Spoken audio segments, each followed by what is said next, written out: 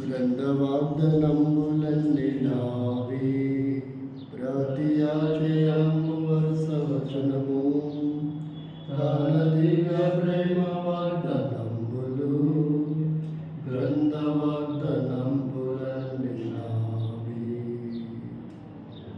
దేవుని వాక్యంలో నుండి గుడ్ ఫ్రైడే యొక్క అనుభూతులను గురించి మనం కొన్ని ధ్యానం చేస్తున్నాం. మరలా మన మత్తయి సువార్త 26వ అధ్యాయము 63, 64, 65 వచనాలు చదివి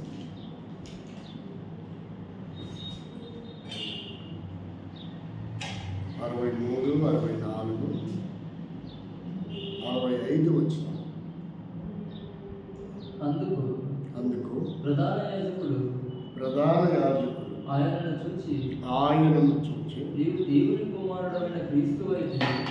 నీవు దేవుని కుమారుడైన క్రీస్తు అయితే ఆ మాట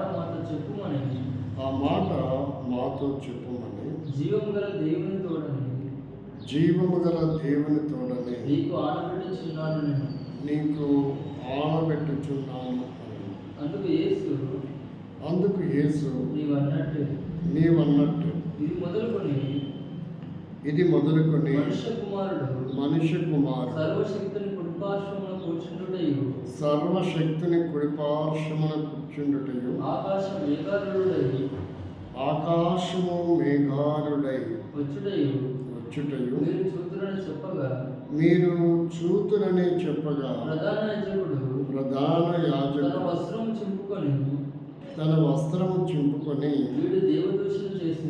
వీడు దేవదూషణ చేసెను, మనకింకా సాక్షులతో పని ఏమి? ఇదిగో ఈ దూషణ మీరు ఇప్పుడు విన్నారు, మీకు ఏమి తోచుచున్నదని అడిగారు. అందుకు వారు వీడు మరణమునకు పాత్రుడు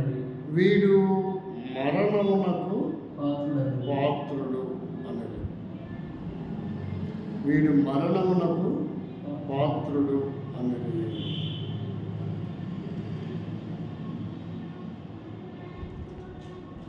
ప్రేమల తండ్రి, ఈ మాటలు మా వెనుకడిలో దీవెనకరంగా చేయమని, వాక్యము ధ్యాన సమయం మేము గ్రహించగలిగేటట్లు సర్వలోక మానవాళికి ఇది ఎందుకు గుడ్ ఫ్రైడే అయిందో ఆ కొన్ని విషయాలను మేము అర్థం చేసుకునటానికి కృపను ప్రసాదించమని స్తుతిస్తూ వందనములు చెల్లిస్తూ యేసుక్రీస్తు నామంలో ప్రార్థిస్తున్నాం తండ్రి.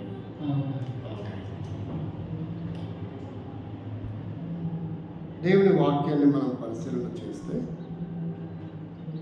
ఇతను దేనికి పాత్రుడు అని చెప్పారు వాళ్ళు? మరణమునకు పాత్రుడు. ఇప్పుడు మరణానికి పాత్రుడు అని ఎవరి గురించి నిర్ధారణ చేయాలి? ఒక వ్యక్తి నేరస్తుడు అని రుజువైతే జడ్జి ఇతను చేసిన నేరాన్ని బట్టి మన దేశం అయితే ఇండియన్ పీనల్ కోడ్ ప్రకారంగా నేరము రుజువైన కారణం చేత ఫలానా శిక్షను బట్టి ఇతను ఉరిశిక్షకు అర్హుడు అని నిర్ధారణ చేస్తారు. ఎవరు చేయాలా? జడ్జి, హైకోర్టు జడ్జి అయినా సుప్రీంకోర్టు జడ్జి అయినా నిర్ధారణ చేయాలి. అయితే ఇక్కడ మనం గమనిస్తే మనుషులు నిర్ధారణ చేస్తున్న విషయం. ఎవరు నిర్ధారణ చేస్తే అతను మరణశిక్షకు పాత్రుడని మనుషులే నిర్ధారణ చేస్తున్నారు. ఈ కేసు రోమా ప్రభుత్వంలో గవర్నర్ దగ్గరికి వెళ్ళింది. గవర్నర్ దగ్గరికి వెళ్ళింది.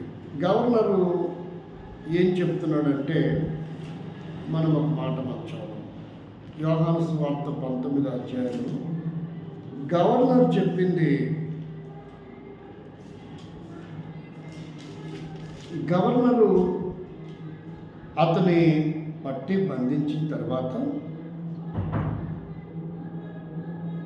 గవర్నర్ ఏమని చెప్తున్నాడంటే 4వ వచనం, అంతటా వారు యేసు దేహమును ఎత్తుకుని వచ్చి యేసు 19వ అధ్యాయం 4వ వచనం, 19:4 పిలాతు మరలా వెలుపలికి వచ్చి ఇదిగో ఈయన యందు ఏ దోషము నాకు కనబడలేదు, మీకు తెలియనట్లు ఈయనను మీ యొద్దకు వెలుపలికి తీసుకొని వచ్చున్నాడని వారితో చెప్పాడు. కాబట్టి పిలాతు పరిశీలించినప్పుడు నేరం మోపేవారు ఉన్నారు, నేరణ నిర్ధారణ చేసేవారు ఉన్నారు. అతను ఈయన చేసిన నేరం ఏంటి, కాబట్టి ఈయన బోధన విధానం ఏంటి, అసలు ఇతని జీవన శైలి ఏంటి, మా రోమా ప్రభుత్వంలో రోమా అంపేర్గా ఉండగా అసలు ఏం జరిగింది అని గవర్నర్ చేతికి అప్పగించబడుతూ వచ్చాడు. ఈ పిలాతు గవర్నర్గా ఉండగా పిలాతుకున్న అధికారాల అన్ని కోణాలలో పరిశీలన చేసి ఏమని చెప్తున్నాడు, నాకు ఇతనిలో ఏ దోషము కనబడడం లేదు. ఏం చెప్తున్నాడు, నాకు ఇతరులో ఏ దోషము కనబడడం లేదు. గ్రేస్ పీరియడ్ అంతా వేస్ట్ చేసుకుంటాను. నాకేం 1 గంట తాగితే ఏమయ్యే అవకాశం ఉంటుంది, మెల్లగా ఏం అవకాశం వస్తుంది, 12-1 గంట లోపు స్టార్ట్ అవుతుంది. కాబట్టి ఇక్కడ గ్రహించవలసినది ఏంటంటే అతను అన్ని కోణాలలో పరిశీలన చేశాడు. చేసిన తర్వాత నాకు ఇతరులో ఏ దోషము కనపడడం లేదు. ఇప్పుడు దోష నిర్దోష, ఏ దోషం కనపడకపోతే నిర్దోషే. కానీ అతని జీవితంలో నిర్దోషిగా వెలుపటికి రాదు, నిర్దోషిగా వెలుపటికి రాదు. కాబట్టి 18వ అధ్యాయంలో ఏం చెప్తున్నారో చూడండి. 18వ అధ్యాయంలో ఏం చెప్తున్నారంటే 13వ వచనం, 12 నుంచి చదువుతారా? అంతటా ఈ 18వ అధ్యాయము 19వ అధ్యాయము అతనికి తీర్పు, శిక్ష. 20వ అధ్యాయము యోహాను సువార్త ఆయన పునరుత్థానుడైన సందర్భం. గుర్తుపెట్టుకోండి, 18వ అధ్యాయము 19వ అధ్యాయము తీర్పు, 17వ అధ్యాయము శరీరధారిగా ఉన్నప్పుడు ఆయన ప్రార్థన చేసిన విధానం, 16వ అధ్యాయము ఆయన మరణం తర్వాత పరిశుద్ధాత్ముడు వస్తాడని చెప్పే అధ్యాయం, 15వ అధ్యాయము నేను ద్రాక్షవల్లిని అని చెప్పే అధ్యాయం, 14వ అధ్యాయము నేను మార్గము సత్యము జీవమును అని చెప్పే అధ్యాయం. ఇలా ఒక్కొక్క అధ్యాయం యోహాను సువార్తలో ఒక ప్రత్యేకత కలిగినటువంటి అధ్యాయం. కాబట్టి మనం ఎప్పుడైనా గ్రహించాల్సింది ఏంటంటే 18వ అధ్యాయం ఇలా గుడ్డి గుర్తులు కనుక మనం పెట్టుకుంటే ఈ అధ్యాయాలు ఏముంది, ఈ అధ్యాయాలు ఏముంది మనకి ఈజీగా అర్థమవుతుంది. ఇప్పుడు 12వ వచనం నుంచి చదివితే 18వ అధ్యాయంలో అంతటా సైనికులు సహస్రాధిపతియు యూదుల బంట్రౌతులను యేసును పట్టుకొని ఆయనను బంధించి మొదట అన్న యొద్దకు ఆయనను తీసుకొని పోయిరి. అతడు ఆ సంవత్సరము ప్రధాన యాజకుడైన కయాపాకు మామ. ప్రధాన యాజకుడు అంటే పాత నిబంధన కాలంలో ప్రధాన యాజకుడు అంటే వారు లేవీలని, ఆ ప్రధాన యాజకుడు అంటే అహరోన్ అని మనకు నిర్ధారణ చేయబడుతుంది. క్రొత్త నిబంధన కాలంలో ప్రధాన యాజకుడు ఎవరంటే కయప. ఆయన పేరేంటి? కయప. ఈ ప్రధాన యాజకుడికి అన్న ఏమైనాడంట?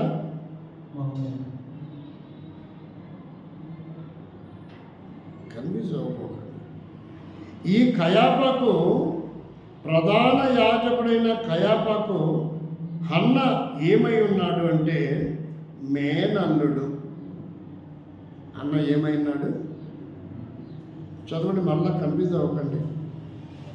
13వ వచనం. అతడు ఆ సంవత్సరము మొదట అతడు ఆ సంవత్సరము ప్రధాన యాజకుడైన కయాపాకు మామ. ఎవరు? అన్న. అన్న కయాపాలు అనే వ్యక్తులు ఏమైనారంట? ప్రధాన యాజకుడైన కయాపాకు ఏమైనాడు అంటే మామ అల్లుళ్ళ అనుబంధం ఇది. కాబట్టి ఇప్పుడు ఉన్నతమైన హోదాలో, స్థానంలో ఎవరున్నాడు? అల్లుడున్నాడు. కయాప మాట అల్లుడు వింటాడా? అల్లుడి మాట కయాప వింటాడా? మామ మాట అల్లుడు వినాల్సిన బాధ్యత ఉంది. కాబట్టి ఇప్పుడు అన్న ఏం చెప్తే కయాప దాన్ని ఏం చేసేయడానికి స్థానంలో ఉన్నాడు? అమలుపరిచే స్థానంలో ఉన్నాడు. వాళ్ళ మామ నిర్దోషిరా అంటే వీడు కూడా నిర్దోషనే చెప్తాడు. వాళ్ళ మామ వీడు దోషి అని చెప్తే అల్లుడు కూడా దోషి అని చెప్తాడు. కాబట్టి వాళ్ళిద్దరి మధ్యలో ఉన్న ఆ లింకులు ఆ గొల్లు పెట్టు.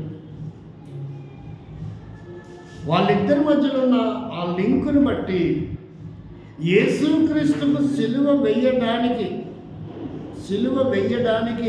ప్రధానమైన వ్యక్తులు ఎవరు? ఇప్పుడు అన్న, కయాప.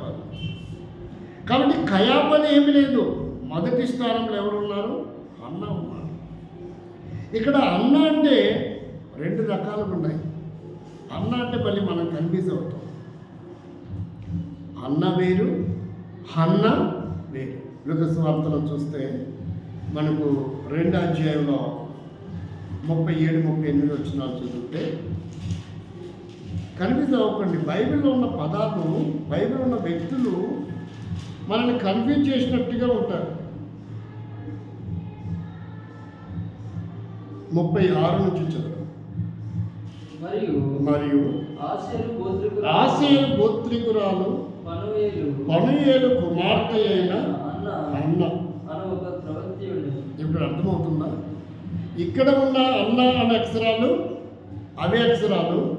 ఇక్కడ ఉన్నటువంటి అన్న అనే వ్యక్తి కూడా అక్షరాలు ఏమైనా మార్పు ఉందా? అర్థమైంది కదా? ఇప్పుడు మనము మొదటి సమూయేలు గ్రంథం 2వ అధ్యాయం దగ్గరికి వెళ్దాం, లేక 1వ అధ్యాయం దగ్గరికి వెళ్దాం. 14-15 వచనాలు చదవండి.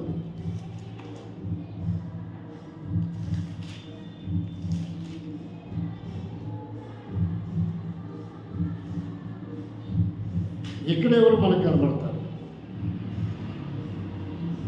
ఇంతవరకు నీవు 7వ వచనం చదవండి డైరెక్ట్గా. ఎల్కానా ఆమెకు ఏటేటా ఆ రీతిగా చేయుచు ఉండగా అన్న అంటే ఇక్కడ ఉన్నది కూడా ఎవరు? కాబట్టి ఈ 3 పేర్లు మనం కన్ఫ్యూజ్ కాకూడదు. ఇక్కడేమో అల్లుల్లో ఉండే అన్న, కొత్త నిబంధనలోనేమో అచ్చుల్లో ఉండే అన్న. కాబట్టి అన్న అంటే ఇక దేవుని వాక్యం అర్థం కాని వాళ్ళు ఎలా తీసుకుంటారు? స్త్రీగానే తీసుకుంటారు. ఇక్కడ అన్న అంటే లూకా సువార్తలో అన్న కనబడుతుంది కాబట్టి ఎక్కడ కూడా కయాప దగ్గర ఉన్న వ్యక్తి కూడా అన్న అనుకుంటే అక్కడ లేడీగానే కొంతమంది అవగాహన లేని అలాగే అర్థం చేశారు. ఇందుకే బైబిల్ని కన్ఫ్యూజ్ అయ్యారు. ఇందుని బట్టి బైబిల్ అంటే ఏంటిది కన్ఫ్యూజ్ అవుతారు. క్రొత్త నిబంధనలో ఏ లాంగ్వేజ్లో రాయబడిందో, పాత నిబంధన ఏ లాంగ్వేజ్లో రాయబడిందో కూడా చాలామందికి తెలీదు. అందరూ తెలుగులోనే ఉంది అనుకుంటారు. ఏమనుకుంటారు? తెలుగులోనే ఉంది అనుకుంటారు. కానీ మనకు కనబడుతుంది తెలుగులో, మనకు కనబడుతున్నది తెలుగులోనే. కానీ మొదట్లోనే మనకు ఒక కొటేషన్ ఇవ్వబడింది. ఏమని? మొదటి పేపర్ తిప్పండి, పాత నిబంధన గ్రంథం ఎలా రాయబడిందో అక్కడ చెప్తుంది.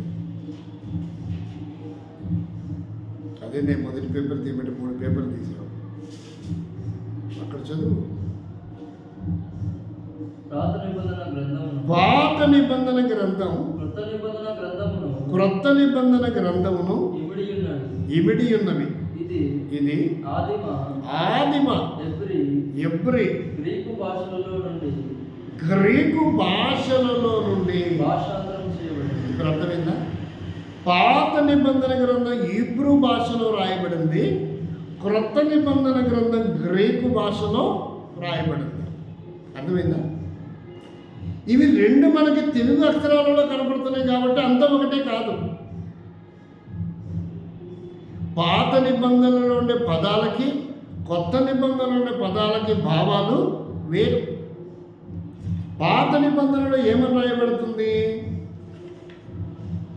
ఏ భావజాలంతో రాయబడింది? ఆదిమ ఎబ్రి గ్రీకు భాషలలో నుండి భాషాంతరము అంటే 2 భాషలు కనబడుతున్నాయి. అంటే పాత నిబంధన గ్రంథం హీబ్రూ భాషలో ఉంది, క్రొత్త నిబంధన గ్రంథం గ్రీకు భాషలో ఉంది.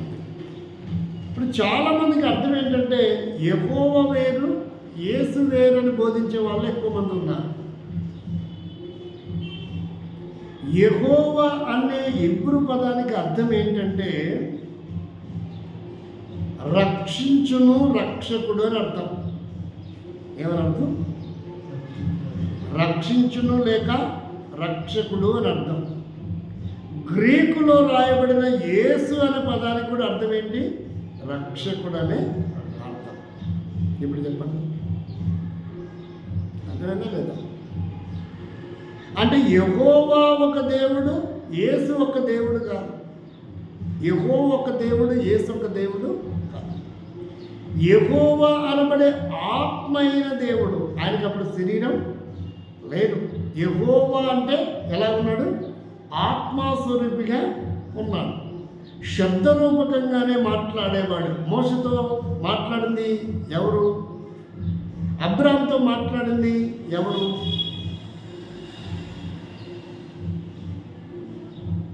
అబ్రాహాంతో మాట్లాడింది ఎవరు? 12వ అధ్యాయంలో 11వ అధ్యాయంలో ఆకారం కనబడి మాట్లాడలేదు.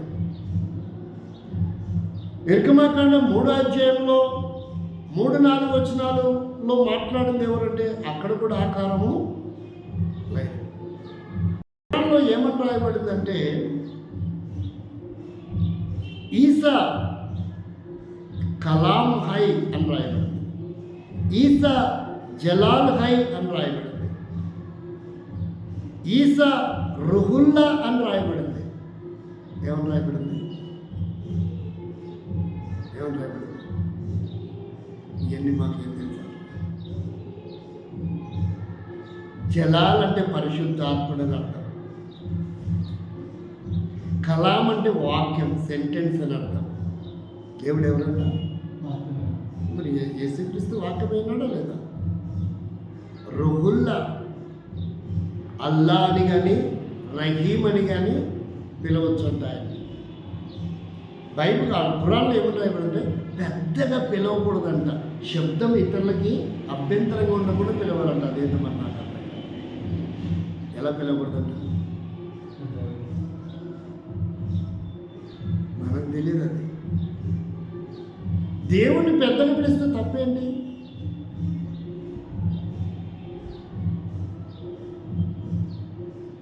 మహోన్నతుడా అంటే తప్పేమనుందా?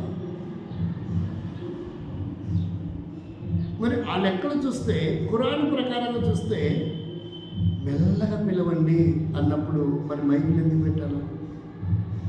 అభ్యంతరం అనిపించట్లేదా? అట్లా వస్తుంది. కాబట్టి మనం ఆ విషయాలు మాట్లాడద్దు, అది మనకు సంబంధం లేని విషయం. కానీ ప్రతి దేవునికి ఒక పేరైతే ఖచ్చితంగా ఉంది. దేవునికి పేరు మనిషి పెట్టకూడదు. మనుషులకైతే పేర్లు ఎవరు పెడతారు? మనుషులకైతే పేరు ఎవరు పెడతారు?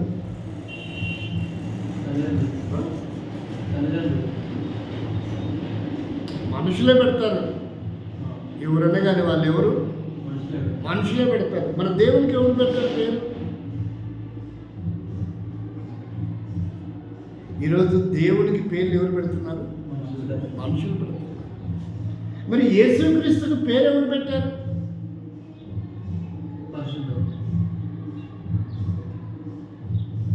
దేవుడే పెట్టాడు.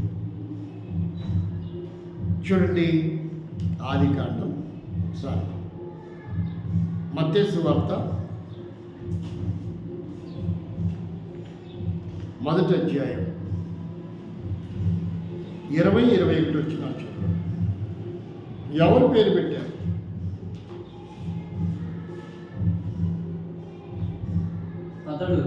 అతడు ఈ సంగతులను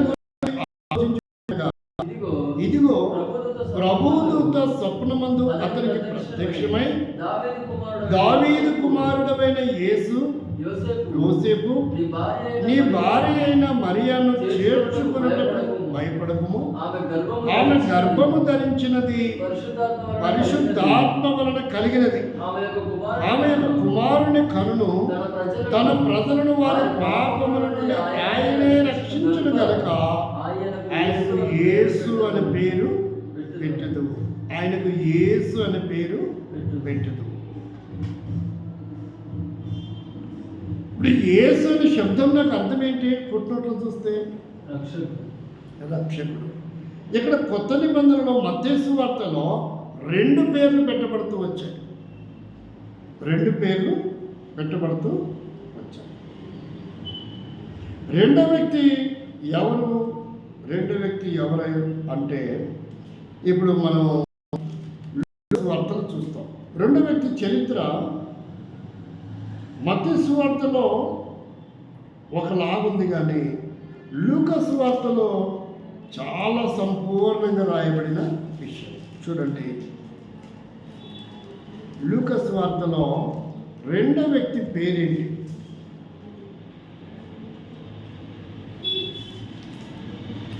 మొదటి అధ్యాయం 8వ వచనం. జకర్యా తరగతి క్రమం చొప్పున దేవుని ఎదుట జరిగించుచుండగా యాజక మర్యాద చొప్పున వెళ్ళి ధూపము వేయుటకు వంతు వచ్చెను. ధూప సమయమందు ప్రజల సమూహమంతయు వెలుపల ప్రార్థన చేయుచుండగా ప్రభుదూత ధూప వేదికకు కుడివైపున నిలిచి అతనికి కనబడి జకర్యా అని చూచి తొందరపడి భయపడిన వాడాయను. అప్పుడు ఆ దూత అతనితో, జకర్యా భయపడకుము, నీ ప్రార్థన వినబడినది. నీ భార్య అయిన ఎలిజబెత్ నీకు కుమారుని కను, అతనికి యోహాను అని పేరు పెట్టుదము. అర్థమైందా? అంటే పేరు ఎవరు పెడుతున్నారు? ఇక్కడ దేవుడు పెడుతున్నాడు. దూతగా పవర్ లేదు. దూత దేవుడు ఏది ఆజ్ఞాపిస్తే అదే వెళ్ళి చెప్పాలి. ప్రవక్త ఏది దేవుడు ఆజ్ఞాపిస్తే దాన్ని తీసుకెళ్ళి ప్రజలకి, రాజుకి చెప్పాలి. అంటే అది మాట ఎవరిది? దేవుంది. కాబట్టి ఇక్కడ దూత అంటే ఎవరంటే గబ్రియేలు, సమాచారం తెలియపరిచే దూత. మికాయేలు యుద్ధాలను చేసే దూత. అర్థమవుతుందా? యుద్ధం చేయడానికి వాడబడే దూత పేరేంటి? మిఖాయేలు. సమాచారాన్ని తెలియపరిచే దూత పేరేంటి? గాబ్రియేల్. కాబట్టి అక్కడ పురుషునికే చెప్పింది పేరు, ఇక్కడ కూడా పురుషునికే చెప్పింది. అంటే యోహాను విషయంలో వాళ్ళ నాన్నకి పేరు చెప్పబడింది, యేసుక్రీస్తు విషయంలో యోసేపుకు పేరు చెప్పబడింది. ఏమని? యేసు అనే పేరు పెట్టడం. ఇప్పుడు మీరు గమనించండి, ఇప్పుడు మీరు కన్ఫ్యూజ్ అవ్వద్దు. యెషయా గ్రంథం 7వ అధ్యాయం 14 వచనం.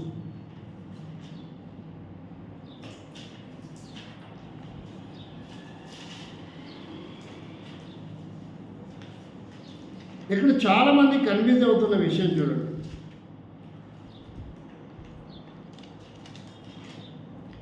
ఏడు అధ్యాయం 14 వచనం. కాబట్టి ప్రభువు తానే ఒక సూచన మీకు చూపును. ఆలకించుడి. కన్యక గర్భవతి అయి కుమారుని కని అతనికి ఇమ్మానుయేలు పేరు పెట్టబడును. ఇక్కడ పుట్టినట్లు చూడండి, 2 అనుంది ఇమ్మానుయేలు దగ్గర. దేవుడు మనకు తోడై ఉండడు. ఇక్కడ ఇమ్మానుయేలు అని పేరు పెడతామంటే ఇక్కడ కన్యక గర్భం ధరించింది కరెక్టే, కుమారుని కలిగింది కరెక్టే, కానీ పేరు ఏం పెట్టారు? యేసు అని పెట్టారు. ఇప్పుడు చాలా మంది పాస్టర్లకే కన్ఫ్యూజ్ ఇది. ఏంటిది అది? కన్ఫ్యూజ్ అనిపిస్తుందా లేదా? ఇది నిజంగా యేసుక్రీస్తుకు సంబంధించిన ప్రవచనం అయితే ఇమ్మానుయేలు అని పెట్టాలి కదా పేరు. యేసు అని ఎందుకు పెట్టారు? కాబట్టి బైబిల్లో కాంట్రడిక్షన్ ఉంది. ఇమ్మానుయేలు అనే పేరు హీబ్రూ నామము. ఏంటిది? హీబ్రూ నామము. యేసు అనే పేరు గ్రీకు నామము. రక్షకుడు అంటే అర్థం ఏంటో తెలుసా? అరే రాత్రి ఒక్కడిని వెళ్తున్నామేంది, ఎవరినైనా తోడు తీసుకుందా అంటున్నారు లేదా? అర్థమైంది నీకు? ఇమ్మానుయేలు అంటే అర్థం ఏంటి? ఇక్కడ తోడు అని అర్థం.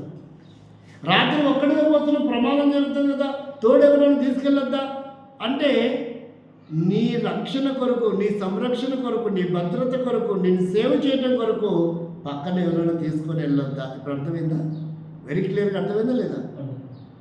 అక్కడ తోడు అన్నా ఇక్కడ రక్షకుడు అన్నా ఒకటి. ఎవరి కోసం అంటే ఇది రక్షకుడు? తోడు అంటే ఎవరికంటే ఇది? దేవుడు మనకు తోడు. దేవుడు మనకు, అంతేనా ఉందా? ఇంకేమైనా ఉందా? దేవుడు మనకు తోడై ఉన్నాడు. ఇక్కడ యేసుని మనం ఏమని పిలుస్తున్నాం? దేవుడనే పిలుస్తున్నాం. కాబట్టి ఆయన దేవుడు అని చెప్పుకున్నందువలనే కోపం వచ్చింది, చంపాలనుకున్నది. దేవుడు అని చెప్పినందువలనే ప్రధాన యాజకులకు, అన్న కాయపలకు కోపం వచ్చింది, చంపాలనుకున్నది. కాబట్టి అక్కడ దేవుడు మనకు తోడంటే పాత నిబంధనలో, ఇక్కడ కూడా ఆయన మన సేవియర్ అంటే మనల్ని కాపాడేవాడు, మనకు తోడుగా ఉండేవాడు. ఎప్పుడు మనకు తోడుగా ఉంటాడంట?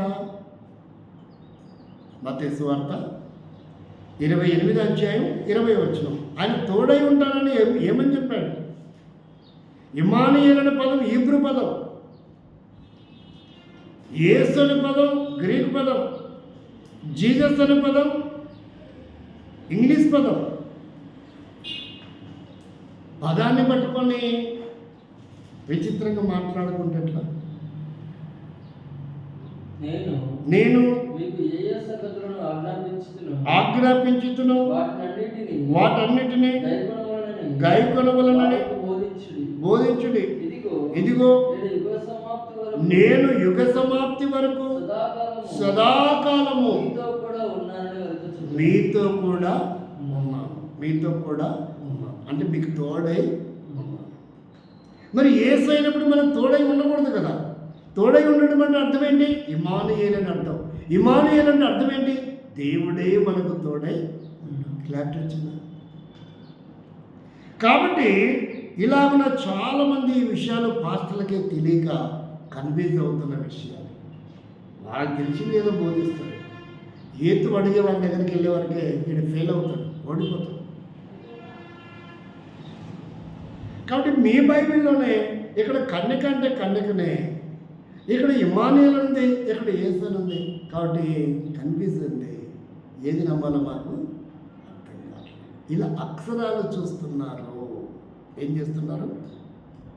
అక్షరాలు ఏం చేయడానికి వచ్చాడంట? ఆయన పని ఏంటి? యేసుక్రీస్తు పని ఏంటి? 21వ వచనం, మత్తయి సువార్త 1వ అధ్యాయం 21వ వచనం. ఏంటి ఆయన పని?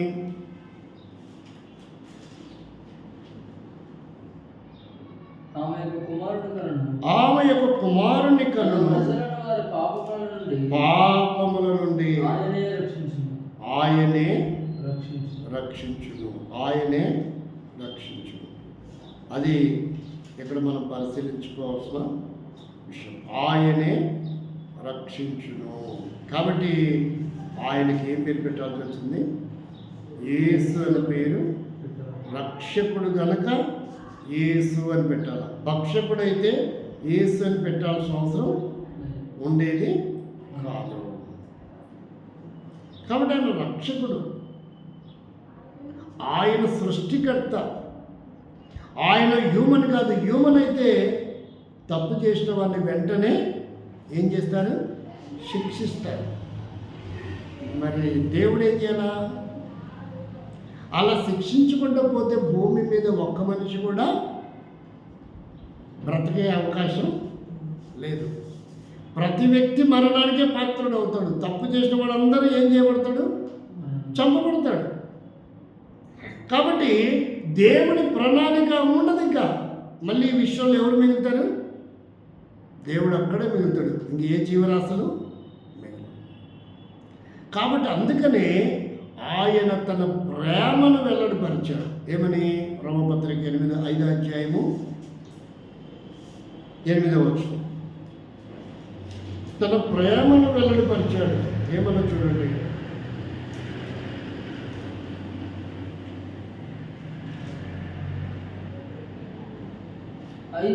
అయితే దేవుడు మన ఎడల ప్రేమను వెల్లడిపరచును.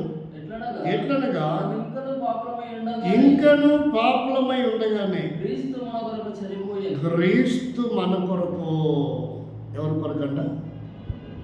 మంచి వాని కొరకు ఎవడైనా కూడా చనిపోవచ్చు అంట. 10వ వచనం చదవండి. ఏలైనగా శత్రులమై ఉండగా. 9వ వచనం, మంచి వాని కొరకు ఒకడు. ఏంటి ఎంత కన్ఫ్యూజ్ అవుతారు?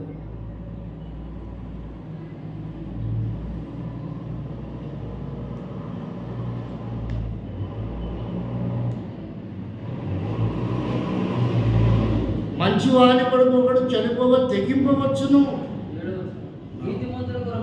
నీతిమంతుని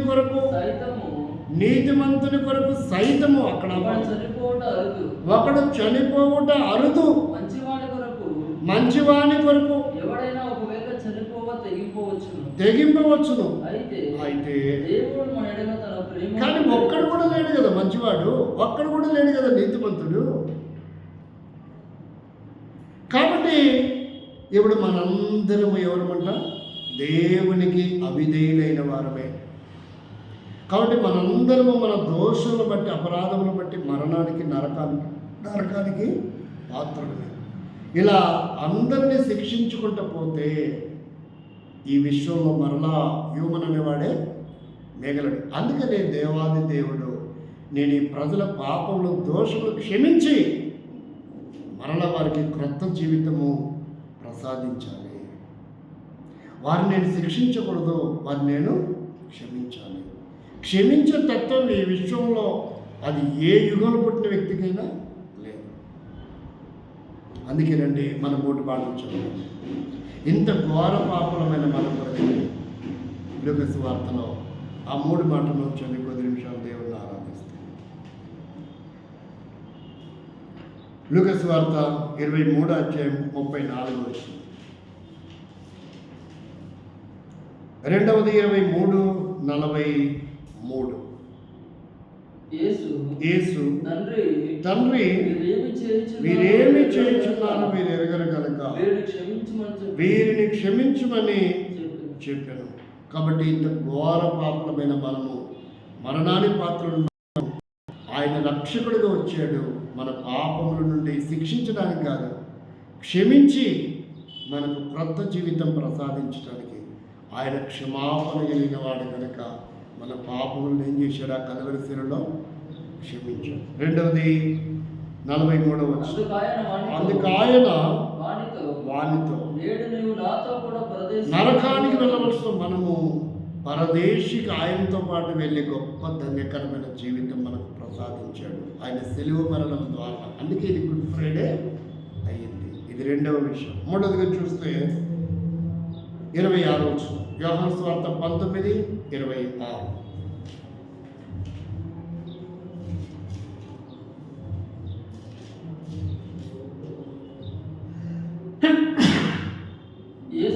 యేసు తన తల్లియు తాను ప్రేమించిన శిష్యును చూచి అమ్మా ఇదిగో నీ కుమారుడు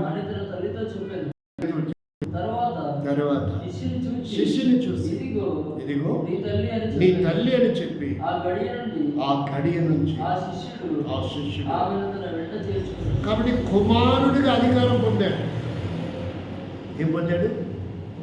మనం వాస్తవంగా కుమారులం కాదు. ద్వితీయోపదేశకాండం 32వ అధ్యాయము మొదటి 2 వచనాలు చదివితే, ద్వితీయోపదేశకాండం 32వ అధ్యాయము మొదటి 2 వచనాలు, యోహాను సువార్త 1వ అధ్యాయం 12వ వచనం. ఆకాశమండలమా 32 మొదటి 5వ వచనం చదవండి. వారు తమను చెరుపుకొనిరి అంటే కుమారులుగా ఉండే అర్హత కోల్పోయాడు. ఇప్పుడు యోహాను యేసుకి కుమారుడు అయ్యే అర్హత ఉందా? లేదు. కానీ కుమారుడుగా బాధ్యతలు స్వీకరించాల్సిన అవసరం, అంటే కుమారుడి ఆధిక్యత యోహానికి ఇవ్వబడింది. కుమారులుగా ఉండే ఆధిక్యత మనం కోల్పోయినప్పటికీ కుమారులుగా మరలా మనకు ఆధిక్యత ఎలా వచ్చిందంటే యేసుక్రీస్తు శిలువ మరణం చెందుట వలన మనకు కుమారులయ్యే అధికారం ఇవ్వబడింది. యోహాను సువార్త 1వ అధ్యాయం 12వ వచనం. తను ఎందరు అంగీకరించెదరో అట్లా చదవకూడదు. తను ఎందరు అంగీకరించెదరో వారందరికీ అనగా తన నామమందు విశ్వసించినటువంటి వారికి దేవుని పిల్లలగుటకు ఆయన అధికారం, అంటే కుమారుడు కుమార్తెలు అయ్యే అధికారాన్ని ఇచ్చాడు. యోహానుకైతే అధికారం లేదు కానీ ఇచ్చాడు. మనకు కూడా యేసుక్రీస్తు శిలువ మరణం చెందుట వలన కోల్పోయిన కుమారులుగా ఉండవలసిన ఆధిక్యత, కుమార్తెలుగా ఉండవలసిన ఆధిక్యత పాపముల చేత మనం కోల్పోతే యేసుక్రీస్తు శిలువ మరణం ద్వారా యజ్ఞపశుగా బలిగా చేయబడడం వల్ల ఈ గుడ్ ఫ్రైడే వలన మరలా మనకు ఏమొచ్చింది? క్షమాపణ వచ్చింది మన పాపములకు. రెండవది పరదేశంలో ఆధిక్యత వచ్చింది. మూడవది కుమారులు ఉండే ఆధిక్యత ఇవ్వబడింది. దేన్ని బట్టి? ఆయనను విశ్వసించినంత వలన. కాబట్టి ఈ గొప్ప అద్భుత కార్యాన్ని బట్టి అది యేసుక్రీస్తు బలియాగము వలన మనకు కలిగిన గొప్ప భాగ్యం. అందుని బట్టి మనం ప్రభుని స్తుతించి ఆరాధించాలి. అందుకే ఇది ఈ ఫ్రైడే గుడ్ ఫ్రైడే అయింది. దేవుడి మాటలు మన వెనుకల్లో